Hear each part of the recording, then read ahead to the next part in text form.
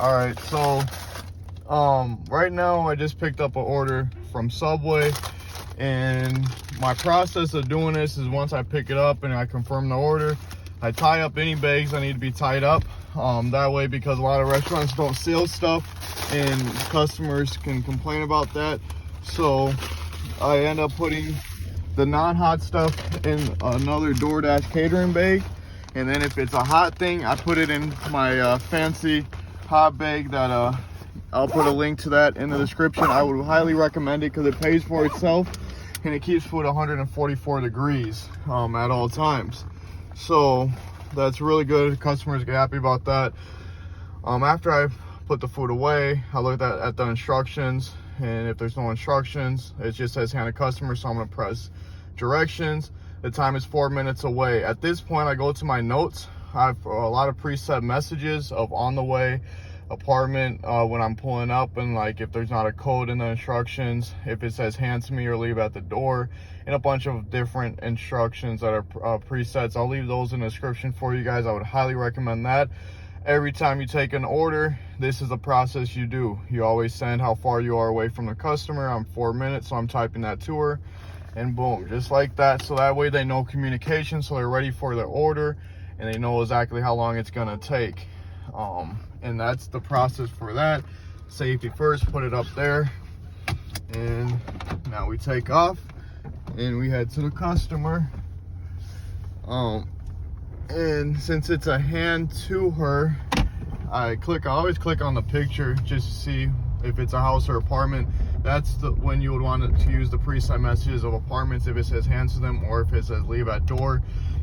Some customers don't want their food left outside, so those are what the messages are for, so you can really communicate on what you're doing.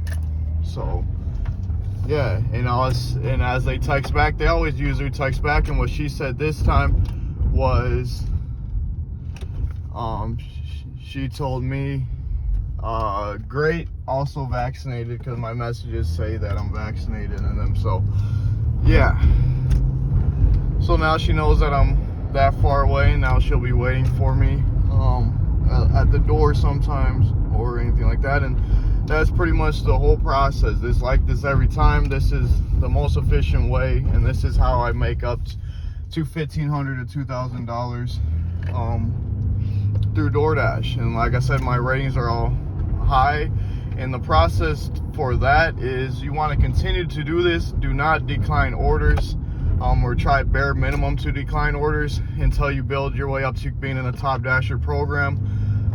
Once you're in a Top Dasher program, continue to work keeping your ratings high, and then they'll offer you the large large order program, which is all catering orders. You have priorities on those, and that's when you'll start making that $1,500 to $2,000 a week.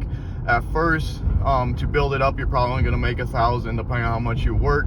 So this video is really for those that want to push it up a notch to be making that $1,500 to $2,000 with like I said, with easy work. And also, yeah, so that's that. All right, so now I'm at the customer. I'm grabbing the food, and I'll be delivering the food to her. She's at the door, which makes it really easy. And yeah.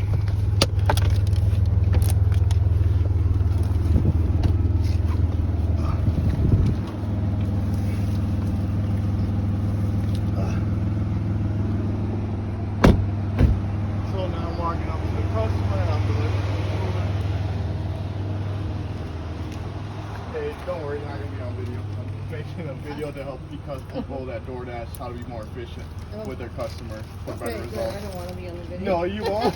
You're nowhere near God, it. no. Yeah, no, I got you. You can video the dog if you want. It's a cute dog. Well, you have a blessed day. Thanks, you too. Thank you. And that's how you do that, just that easy. So yeah, and like I said, I always say have a blessed day so the customer knows, that you genuinely care. So yeah, thanks for watching. Please comment, rate, and subscribe.